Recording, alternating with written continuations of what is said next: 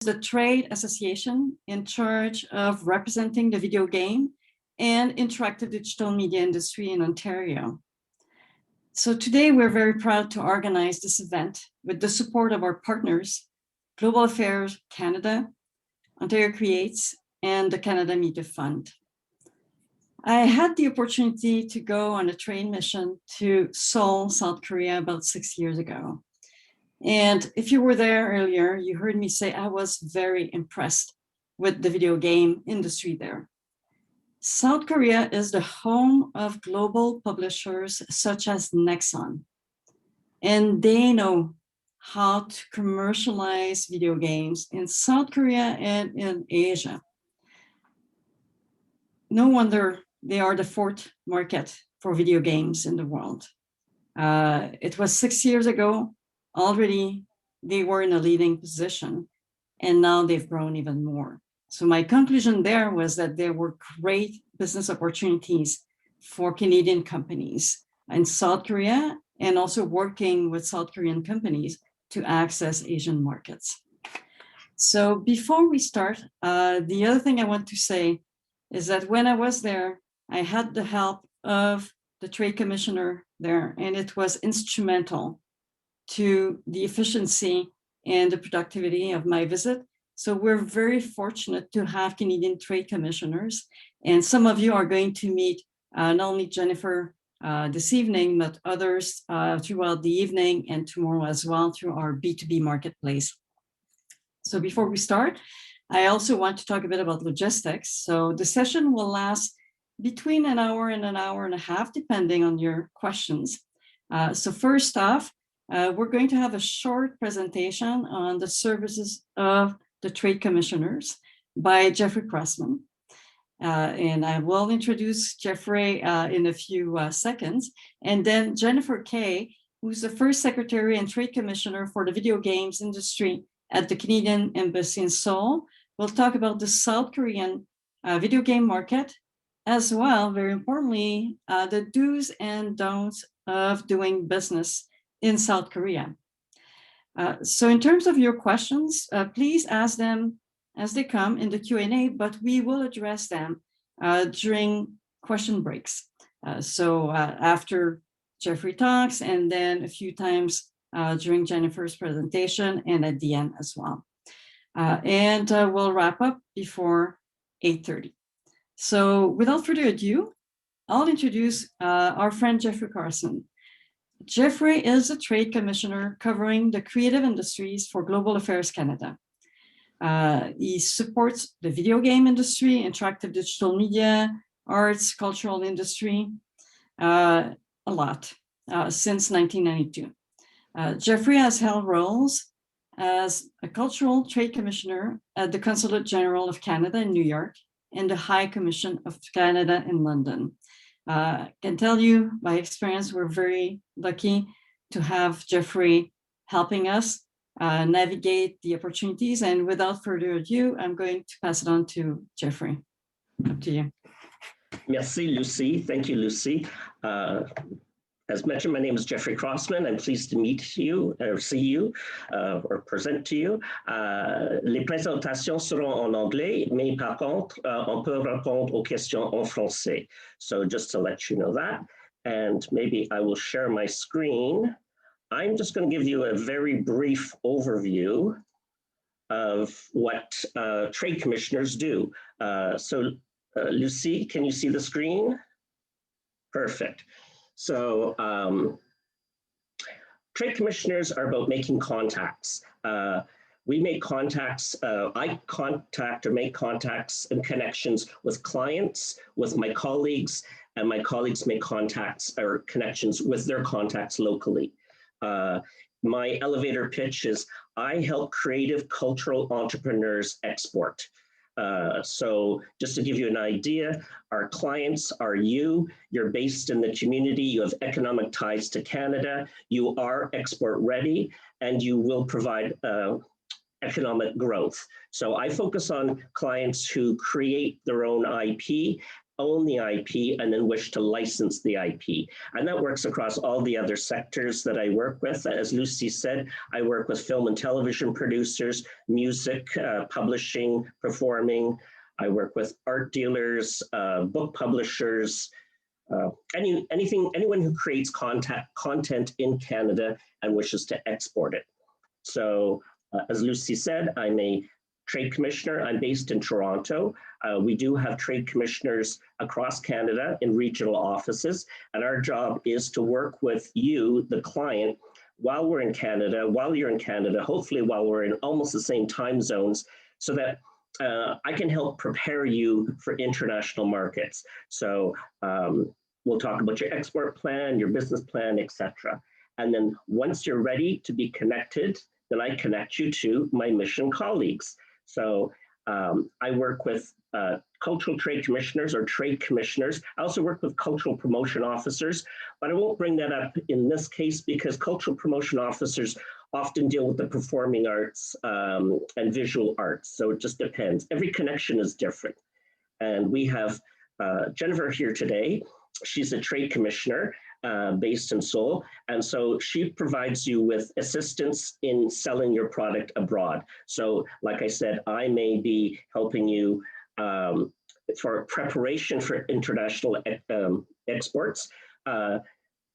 Jennifer's there to provide you with maybe a snapshot, looking at what your plan is and saying, yes, that's great, or no, you're not ready, or like a go, no go. Her job is also to spend her time finding lots of contacts. So in this case, contacts, in a general sense, contacts are buyers.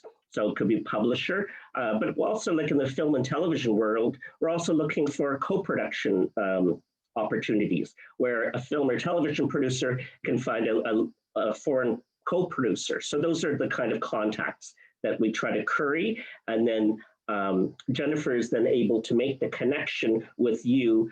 And then hopefully you move on to this last circle right here, which is the success circle. And we measure success. We are one of the few federal departments that really measures and try to get a financial dollar on what the success is. So I'm looking forward to be introduced to you, to work with you, and to make sure that in the future we do collect your successes, because right now we're at fiscal year end, and I know Jennifer and I are busy entering all of our successes into our tracking system so that on April 1st we can demonstrate our economic value to Canada. One last point, financial support. We have 3 versions of our Can Export suite. One is for SMEs, and that would be you guys, small and medium-sized enterprises. And I can go over this when we do our one-on-ones together. We also have funding through our association program, and Lucy is well aware of that. So national associations can make requests and receive funding in order to organize incoming missions, outgoing missions, market reports, etc. Finally, we do have a Can Export Innovation Program, and that might be of interest for some of you who are working more on the R&D side of things. And this, again, is to provide you with a contact. Oh, sorry, Siri's talking to me. This is to connect you with foreign R&D partners. So all 3 are about connections. So that's all I wanted to say. I'm available for questions afterwards. I'm also available for one-on-one Zooms where I'll get to know your company better, go into this deeper, talk about your export plan, make recommendations should you be eligible to apply to some of our funding programs, and of course, to make connections with you and my colleagues. Speaking of colleagues, we have Jennifer Kay online. I met Jennifer, I don't want to say how many years ago, when I was posted to New York and we were both working down the hall from each other. So it's wonderful to be working with Jennifer again. Jennifer has been posted to Seoul. I think it's been about 6 years, and she has been constantly working with the gaming sector in Seoul. She has a lot of contacts, a lot of knowledge. She's been working with G-Star for years, bringing in Canadians. So excellent person to have to talk about not only the possibilities of exporting to South Korea, but also how to export to South Korea. So I'll turn it over to Jennifer. And like I said, I'm sticking around and I'll be ready for questions. Thank you, Jeffrey. Yeah, it was just yesterday that we worked together in New York. Okay, I'm just going to share my screen. Here we go. Oh, right. Share. Thank you. This one? No. Oh.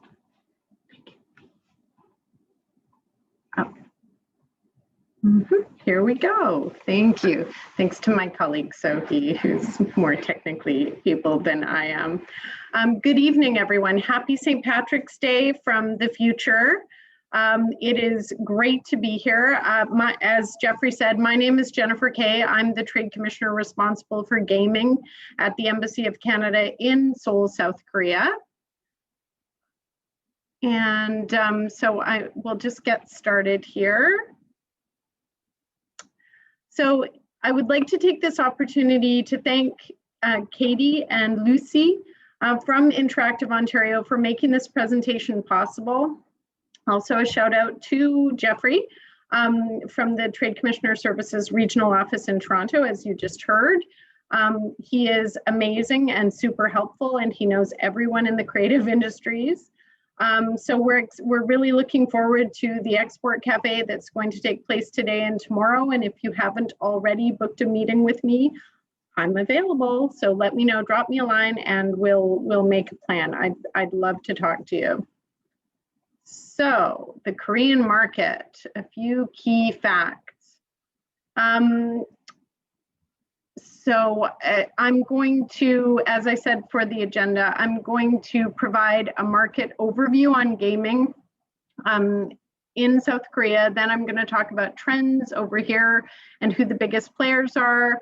I'm going to tell you a little bit about the business culture as I see it. And I will also talk about G-Star, which is the largest video game trade and consumer show in South Korea. So let's get started. Now, a little bit on the Korean market, some key facts for you. Gaming has been part of Korean culture for decades. South Korea was the first country to host an esports event, and this was 20 years ago. As such, Korea accounts for more than 6% of the global gaming market. Game sales in South Korea were over, this is US, everything's going to be in US dollars, $14 billion in 2019. That's before COVID. And that $14 billion was a 9% increase over the year before. So to provide some context, the size of the global gaming market in 2019 increased by 5% year on year, and the global mobile gaming market increased by 12% over the previous year. These increases are driven by greater accessibility, and this is only expected to increase in the coming years. Indeed, Asia's market share of the global gaming market is expected to increase by 46.3% by 2022. And again, those numbers are 2019 numbers. Those are before COVID. I bet they'll have increased by like 100% once we actually get the real numbers. South Koreans love their MMOs, and mobile is the platform of choice here.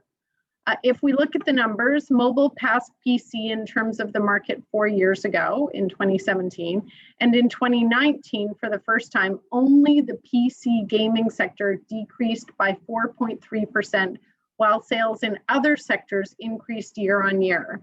Even console increased from 3.7% in 2018 to 4.5% in 2019. I'll be interested to see the numbers from last year. So the Korea Creative Content Agency, or KOCA, issues a report every year on gaming in the previous year. And so those numbers just continue to grow year on year.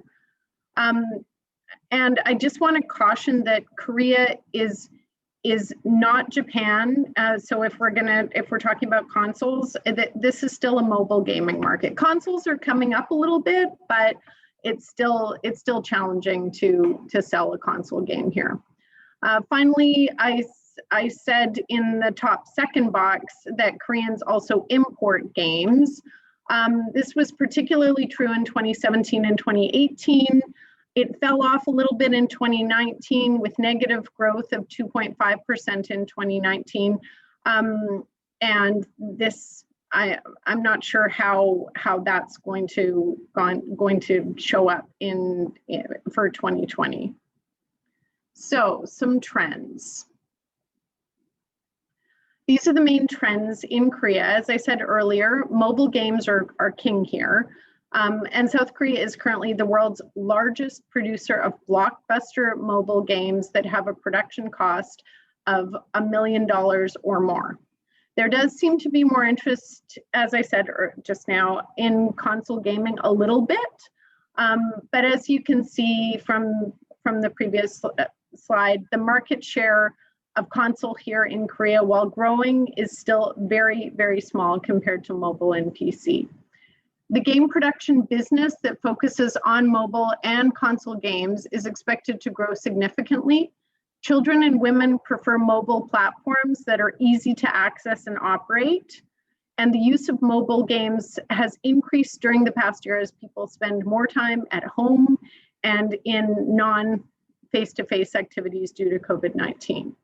That said, PC platforms such as Steam remain popular, and the PC gaming market size is expected to grow by 1.5% in 2020 compared to 2019.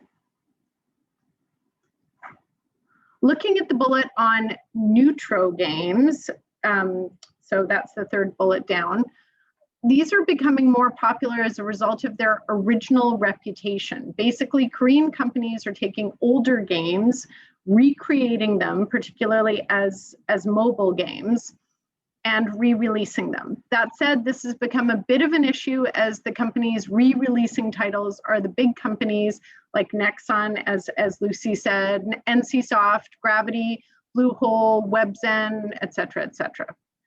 Blockchain games were getting a lot of attention, although please note that not one Korean blockchain game has received a rating from the Game Rating and Administration Committee, or GRAC, which is in charge of regulating Korea's gaming industry.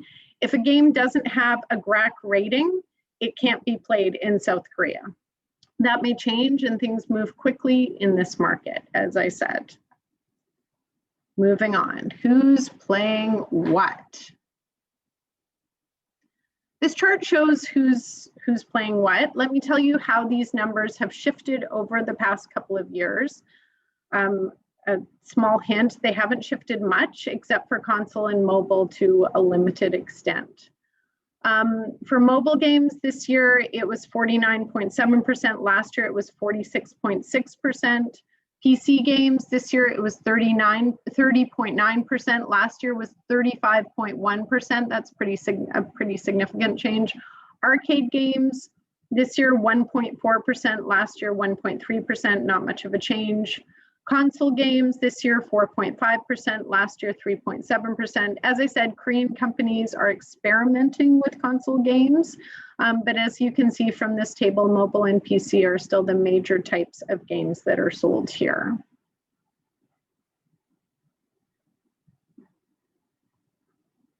Who's playing what? Continuing on this theme, this is the outlook for the next few years. I expect all of these numbers have been changed by COVID-19. And we will see very, very different numbers this time next year. Perhaps we'll see a higher growth rate, although I expect internet cafes and arcade games and arcade game centers will have dropped precipitously. I will tell you, I cannot tell you the number of PC rooms or PC bang that I've seen that have closed down over the past year. And arcades, there used to be an arcade in a mall that we used to go shopping at. And the mall is still there and people still shop, but that arcade is gone. So I think they will, those numbers are going to have changed. Looking at the numbers for console games, year on year, they are really growing. And with Sony and Microsoft having released next generation consoles in November 2020, KOKA, the Korean content agency, expects console game sales to surge in 2021. That said, mobile is still the main form of gaming here based on its accessibility, but it's helpful for you to see that console games are slowly gaining ground. You just have to ensure you have the right game. For any game platform in Korea, it's really important for you to have the right game here. Okay, next slide. Korean game imports. As you can see from the table above, game imports have changed from year to year, although they did grow significantly in 2017. Some companies are open to working with foreign companies, others are not as open. I think it's a language issue, actually. And I will tell you that although my Korean's okay and I have really good taxi and restaurant Korean, it's not perfect. And my colleague Miwon helps me out a lot with the language issue, and that's how we help you make some deals. So that brings me to talk about the big companies here in Korea, as well as the business culture here. First, the big companies. These are South Korea's biggest mobile gaming companies as of December 2020. As I said, mobile is king here. NCSoft is by far the top mobile gaming company in South Korea.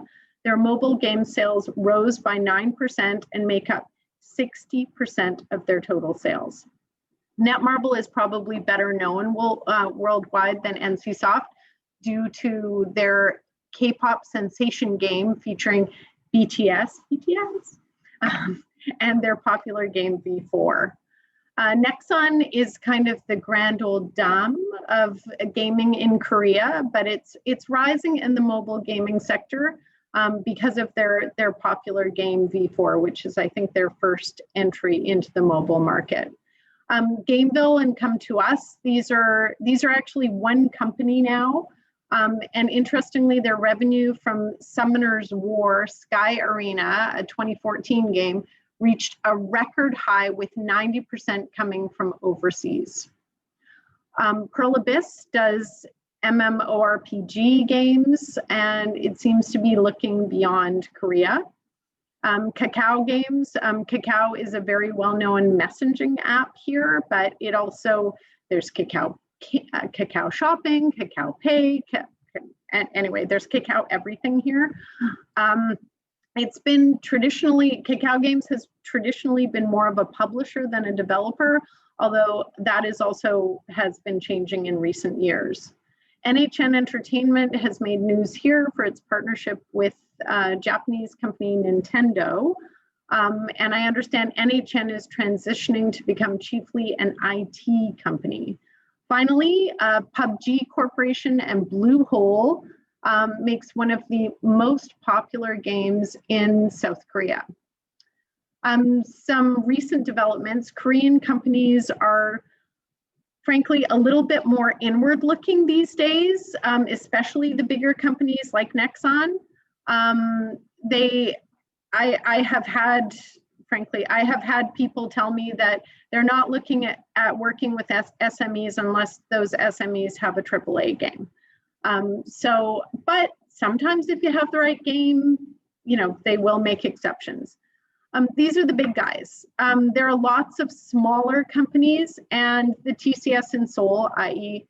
me and my colleagues here, together with Jeffrey in the Ontario office, in the regional office, as well as there is also an Ontario provincial office based here in Seoul. We can help introduce you to some of those smaller companies that may not have the language. So the biggest players. Doing business in South Korea. The business culture here. As a result of the Confucian influence, there's an emphasis in this country on education, status, authority, and age. Hence the fact that our colleague Sang-Myeon, who is retiring this year after a more than 35-year career, he can call anyone he wants and they will take his calls.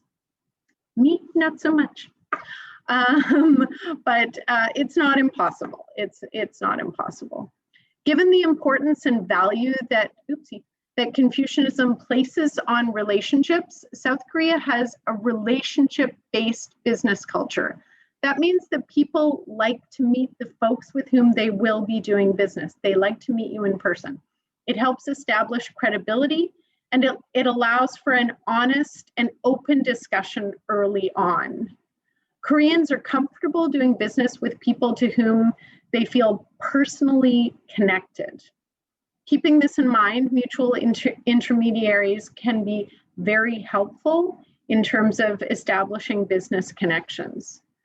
To establish that kind of relationship, Koreans like to know that you're in it for the long term, that you're going to come into this business and be here for the long term, and that you're willing to invest time and money into your relationship. In speaking with companies, it's helpful to state your competitive advantages clearly and be prepared for technical questions. Do research on the company with whom you would like to do business. They will do research on you. Decisions can take a while here, but once they are made, the Korean concept of pali or quickly kicks in, and you need to be ready to move quickly to follow up. Because of the global nature of gaming, if someone here wants to play a game from Canada, they know they can download it pretty easily, but Koreans like to play games in Korean. So it's helpful to have a partner who can localize your game and get the word out in Korean to their audience. Now, I've talked about the importance of relationships. Obviously, it's challenging to make those personal and in-person connections when you can't travel to meet your interlocutors.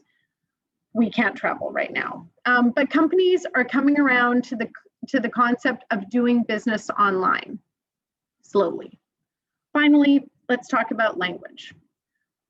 I've also written English transcriptions of the two most important Korean words to learn.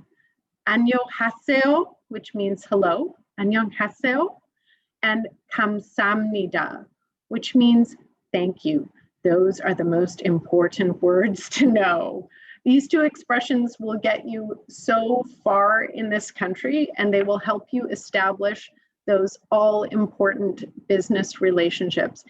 I mean, in any culture, it's important to be able to say hello, and thank you goes a long way here. When I could barely speak any Korean and I would say 감사합니다, people would be like, oh, your Korean is so great. And I'd be like, I just said thank you, that's all. But yeah, it just shows you how far it goes. And people really appreciate it when you make an effort. Doing business in South Korea. So I said here, meet my colleague. Ms. Miwon Kim, she has worked with me on the gaming file for nearly 3 years, and she actually left because it's the end of the fiscal year for us, and she also does the budget, so she's a little busy.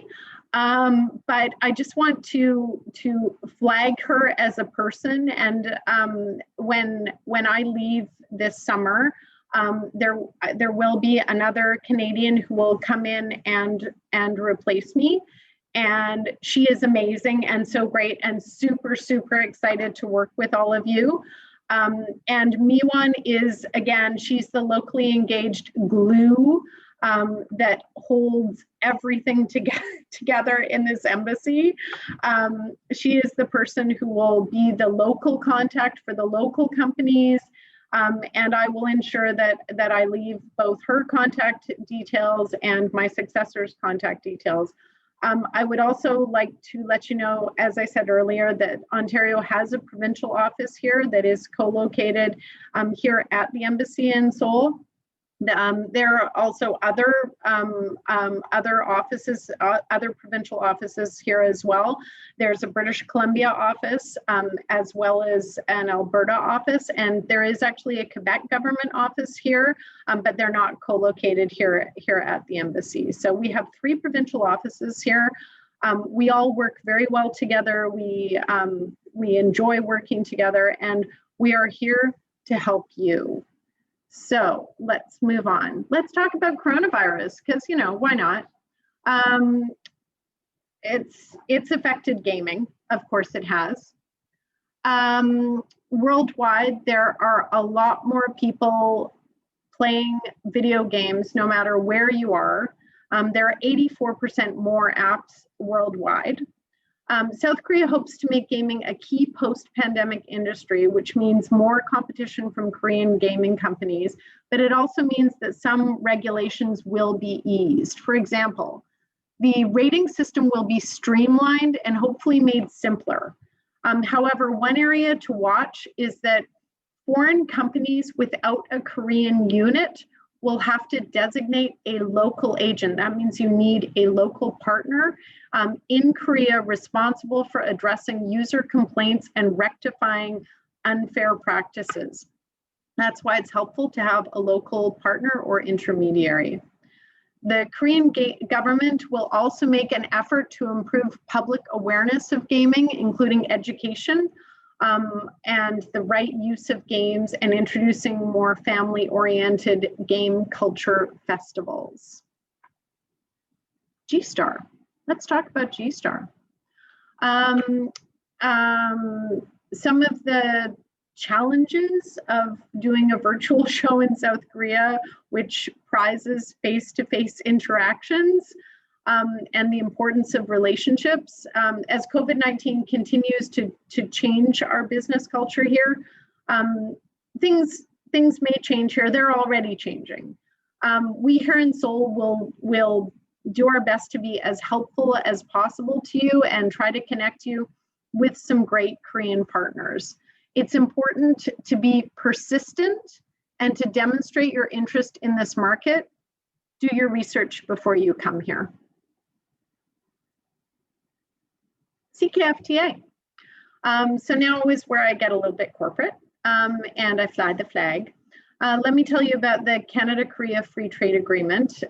It entered into force in 2015. It has helped level the playing field for Canadian companies in the South Korean market. This means that Canadian exporters, including gaming companies, can compete more effectively with European Union and American companies. As a result of the CKFTA, Korean imports from Canada, all imports have increased 27% between 2014 and 2019. That's pretty significant. CanExport. And to let you know, Jeffrey already talked a little bit about CanExport. It's an amazing program. It provides direct financial assistance to small and medium-sized businesses registered in Canada that are seeking to develop new export opportunities, especially in high-growth emerging markets. And South Korea is a high-growth emerging, it's not an emerging market, it's a high-growth market. So I will just move past that because I do think that Jeffrey has pretty much already covered CanExport. And Jeffrey is actually the person that you would talk to about any CanExport questions that you may have. So with the main presentation part of this webinar finished, I'm going to turn my, I've left my camera on already. So for the Q&A session, if you have any questions, si vous avez des questions, vous pouvez les poser en anglais ou en français. Merci. Thank you very much. Thank you very much, Jennifer. We do have one question to start with. Does the local agent requirement mean that you need a publisher in Korea, or is that a hireable service like a South Korean customer support agency? I'm I need to do some more research on that. This is kind of a new development over the past few weeks that I've just learned about. So I added it to my presentation. If you can provide me with an email address, I will get back to you separately on that. Okay, so we'll do that. Yeah. The other thing, Jennifer, you mentioned that the big players, they basically want AAA games. And in Canada, Ontario, we have fantastic, innovative SMEs producing really great games. So are you saying that there's almost no opportunity to get a publishing deal with those big players in South Korea? I'm not saying it's impossible. I'm saying it's challenging. It's extremely challenging. I mean, the publishing deals that I have facilitated over the past 3.5 years that I've worked on this file have been with, they're sort of medium-sized enterprises. They're not super small companies here, but I mean, I have facilitated a couple of deals with Smilegate, which is a bigger company. I mean, I'll be honest with you, I haven't facilitated any deals with Nexon, and Lord knows I have tried. But it has been challenging. The really good deals that I've facilitated have been with sort of, they're not super tiny companies, but they're not the big guys like Nexon. And as I said, I've done smaller deals with Smilegate, but the really great deals that I've facilitated have been with these sort of medium-sized companies that are based here and that seem to be more open to working with international companies. That's a great segue to the next question. What type of deal opportunities are most likely? Is it mainly about publishing a game in South Korea? Or are the big players publishing globally or in Asia? What kinds of Canada, South Korea game deals have you seen? And you've already answered part of it, but yeah, what's most likely, and what would you recommend to the many game studios here to do if they want to access the market in South Korea? That's a good question. What would I recommend? The deals that are most likely are publishing deals. I have tried to facilitate partnerships.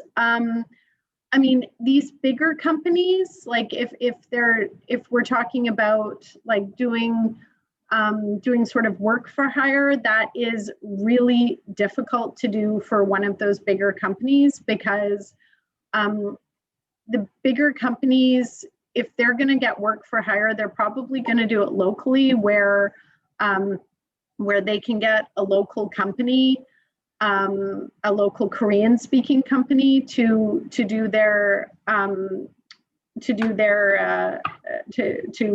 that they can speak to easily, and so as such, the deals that I've facilitated have mostly been I think exclusively been publishing deals here.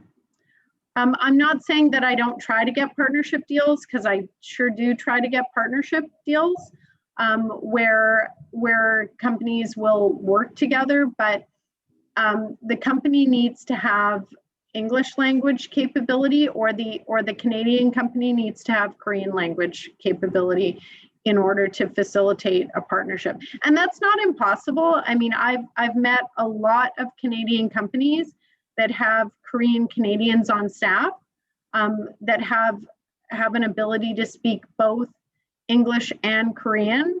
And I think that's incredibly helpful. It also like has, when I talked about the importance of connections here, it demonstrates your commitment to the market. The fact that you have somebody who can speak Korean on staff, it shows that you're actually interested enough in this Korean market to have someone on staff that can actually communicate with people in Korean. It's important. Another part of the question was, are those deals to target the South Korean market only, or you can hope that the publisher will also publish in other Asian countries, for example? What's typical? That's a really good point, actually. For those deals, it's also in other parts of Asia as well. It's the right to have that game available in Korea, but also in other parts of Asia as well. And will the publisher do the localization or help you find localization partners? It depends on the publisher. For example, I think for one partnership that I facilitated, the company did the localization, and another one it was the Canadian company that did the localization themselves. Okay. So it depends. A few other questions. At what phase of developing your game does it make sense to start the relationship building, i.e., early prototype, mid start production, late completed product ready for market? It's a good question. I would say, based on my experience with G-Star last year, when things were kind of all online, I would say mid to late. We had one company that was in very early stages of a game, and people were really interested in the game. Local contacts were really interested in the game, but then when they found out how early in production the game was, they were like, yeah, it's too early to talk about this. So I would say mid to late. Okay. Is it common for game studios to make artistic changes to their IP to better suit the South Korean market?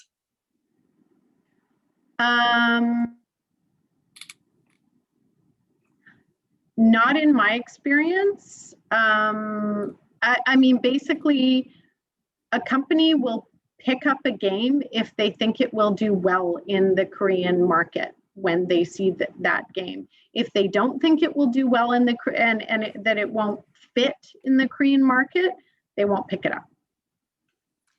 Okay. What is the receptiveness of larger entities like Nexon or PUBG Corp on integrating gaming middleware developed by foreign companies? Good question. For the bigger companies, no. I mean, Can you expand on the no? I'm not saying it's impossible, but those bigger companies like Nexon and PUBG, they have, again, as I said earlier, they have local companies that can do that already. And they tend, I mean, I have tried to pitch some of these bigger companies on things like middleware and other aspects, and they've said, yeah, thanks, but no thanks. They have their own people that can do that. I'm wondering if the question was about using game engines such as Unreal or Unity, but for the person who asked a question, if we didn't respond, please ask again. Yeah. So another question here, if we have existing games IP that we want to market to a Korean audience, does it matter that it has been available on the global market already? Yeah, it matters. Koreans like to have the newest, best, coolest. If something's been around for more than a year, and it's available, because as I said in my presentation, I mean, if a Korean really wants to play your game, they'll download it from the Canadian site. Like, they'll find a way to do it. Right. And so it's not impossible. So they like newer games. They like it if they can premiere premiere a game. Let's talk about G-Star. So usually pre-COVID, when was it? It is normally in November, Okay. and it is. It's usually the third week of November. It takes in pre-COVID times. It takes place in Busan, which is the second largest city in South Korea. It's down on the southeast coast of the Korean Peninsula. It's a big show. I mean, it is both a B2C show and a B2B show. In 2019, which was the last time we had an in-person show, more than 225,000 people attended. It's a big show. There is also a B2B aspect of the show, which is the one that I participate in, and that's usually 10% of or 10 to 15% of the attendees. I think in 2019 there were nearly 3,000 people that attended, and there was an international, there was sort of an international market, international area. All the big, well, not all, because Nexon and NCSoft did not go to G-Star 2019 for the B2B. They went to the B2C. But all the big guys, they attend the B2C. Usually they also attend the B2B, and it just depends on what they have available. And would you say that the main goal of the B2B for a Canadian company is to make a publishing deal with a South Korean publisher, or you saying what? Yeah. Yeah, I mean, frankly, Lucy, you will not, if you come here for G-Star and you meet people, you will most likely not make a publishing deal right then and there at the show, in the same way that, for example, at GDC, that may be possible, although frankly, I'm not sure that's even possible with a Korean company at GDC. But what it does is it gets the conversation started. It enables the Korean company to meet you, to understand your company, to make contacts, because then what they do, I mean, I talked about the Korean business, it's very hierarchical. So the working level that meets with you at G-Star, they then go back, they take, hopefully you will have a quick PowerPoint which talks about your company and your game, and or a key to your game, to be able to sort of, so they can actually try out playing your game and try it out and see if it works. They then take that back, it goes up the chain of command, and then ultimately then the person in charge decides whether it's going to work for their company or not. And if it does work, as I said in my presentation, then the whole concept of pali pali kicks in, and you move fast. Everything moves really, really quickly after that. So to answer that question, I'm not saying it's impossible to get a deal at G-Star, but I haven't. Not to say that my successor won't be able to, because I think it's entirely possible that she will. But as you said, usually it's about establishing relationship. But the goal is to ultimately find a publishing partner. So we have another question. Are there specific licensing rights and or regulations with working with South Korean music companies or talent for use of in-game music and for promotional material? That's a good question. Frankly, I don't know what I'm sure there are, in terms of licensing rights and like for South Korean music and working in South Korean for music and talent. I'm sure there are rules. And I'm sure the regulator, the GRAC regulator, I can look that up again, and please get in touch with me, and I can look that up. I've taken a note of that question, and also of the middleware question, and I'll look up answers for both of those and get back to you. Okay. Jeffrey here, Lucy. Go ahead, Jeffrey. I was just going to make a plug. Please support Canadian music publishers. Lucy did an excellent session with Music Publishers Canada with Margaret on how to use Canadian music in your games. So just my little plug for Canadian music. That's a very good point. I'm sure that the person asking the question is also thinking K-pop is hugely popular worldwide. So yeah. Certainly, there are great opportunities to leverage K-pop and South Korean music artists in games. When I was there, Jennifer, many times people told me, Lucy, when you work with South Korean companies, there's no worry about your IP being stolen because in other jurisdictions, it's a major issue. Do you want to comment on the risks for a Canadian company to get their IP copied, basically, or stolen? I don't think there are the same risks that there are in other markets, but I think you have to be smart because I think anything can happen anywhere. And I always counsel Canadian clients, Canadian companies to protect themselves. If you're going to start conversations about your game, you make sure you sign an NDA before. And you make sure that you always have that NDA in place before you send a key, before you send sort of protected information about your game.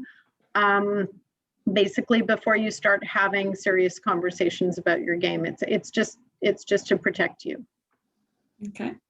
When you were talking about the do's and don'ts of doing business, any advice for the many women that work in North America going to South Korea to do business?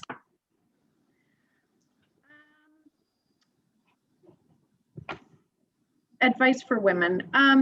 Well, there is, I think it's NC Soft or Network. No, NC Soft is actually the president of NC Soft is a woman. So yay! I personally think that as a foreign woman, there are sort of more possibilities. I think Korea is opening up, and there are a lot more women in positions of power now than there were, say, 10 years ago.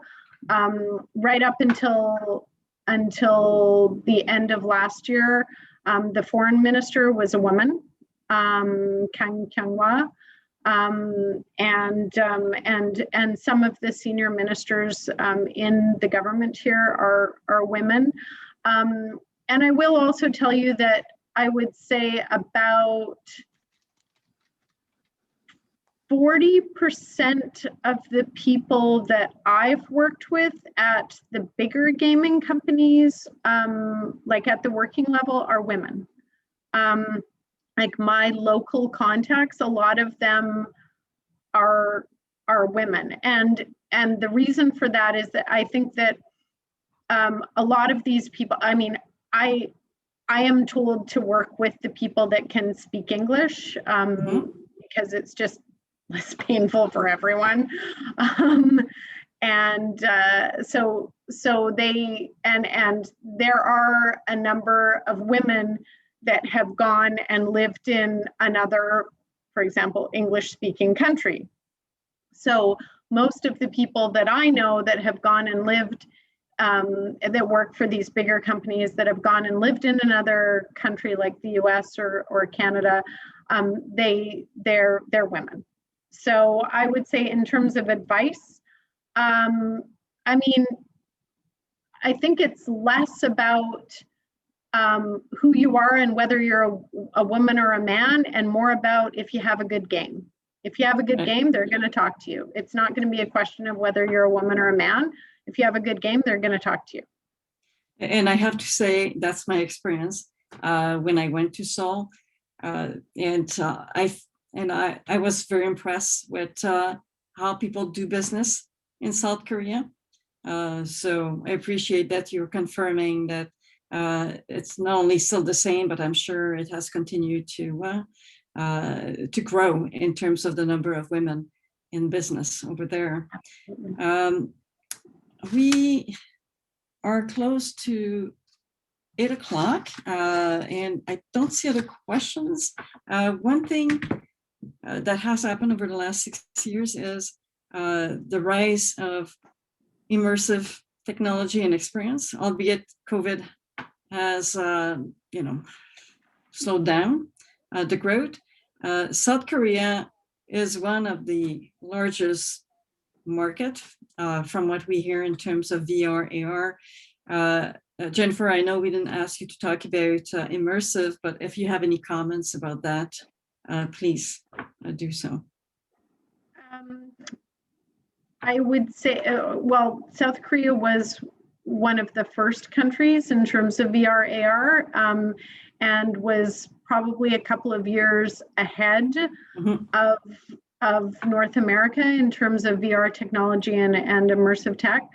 I would say we're still 2 years ahead. And as I said earlier, like the VR gaming place at the mall that we go to is gone. Right. Right. There is still interest, and I mean, one of the deals that I've facilitated was for a VR game, and because people still like the tech, they like, but people don't have big houses here. There's not a lot of space, which is also why AR and VR gaming and PC rooms were so popular here, because it was somewhere to go. I would say that AR and VR is actually kind of, or VR certainly is kind of waning a little bit here, but then that may just be because of COVID and because people can't go to these AR VR centers to play their games, and they don't have the space at home to be able to do all the movement and stuff that you can do at those places. Okay, so before we wrap up, Jennifer, Jeffrey, anything else you would like to add? Thank you all for joining us. I do appreciate the time that you've taken out of your evenings to be with us tonight. And please let us be helpful. Contact Jeffrey, contact me, and I look forward to working with you and helping you to try to get into this market.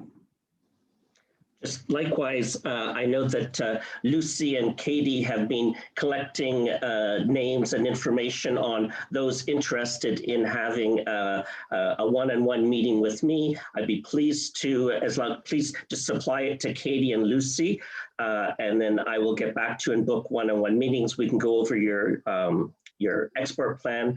One thing that I did note, just in writing this down, was the importance of being seen and seeing on a constant or ongoing basis. And that's really part of what what eventually we'll be talking to you about. Don't think of this as a one-off. Think of this as what is your 1 year, 2 year, 3 year plan. And we can build in support at every level as you make your first connections, maybe going to GDC, meeting somebody, then joining Jennifer's successor in a G-Star mission, where again, you'll meet your Korean targets, and then you may want to go back again later, just on a one-on-one mission. You may want to cover the cost of IP protection. All of these are all supported. So just wanted to plug that in. And finally, as Jennifer alluded, our fiscal year end is March 31st, and today we are the 15th going on, 16th going on St. Patrick's Day. So I will be very busy with end of year reports. Jennifer mentioned that as well as her colleague. So please be patient, but I will be connecting with everyone who has supplied their name to Lucy. So again, Lucy, thank you for organizing this. It's always a pleasure. And you know how much both Jennifer and I, we want to help you succeed. That's what our goal is. And it's not our goal, it's what we love doing. And we share that goal. So thank you, Jeffrey. Thank you, Jennifer. Thank you, Global Affairs Canada, Ontario Creates, the Canada Media Fund. And Jennifer, you mentioned it. If you are registered to participate in our B2B marketplace, to meet with trade commissioners from Australia, South Korea, China, Beijing, China, Shanghai, Philippines, Taiwan. By the way, the Indonesian trade commissioner had to cancel due to COVID, but you can still send a message to this trade commissioner. Please book your meetings. They're starting now for this evening and tomorrow evening. And we're wishing you the best during your discussions. So thank you all and good evening.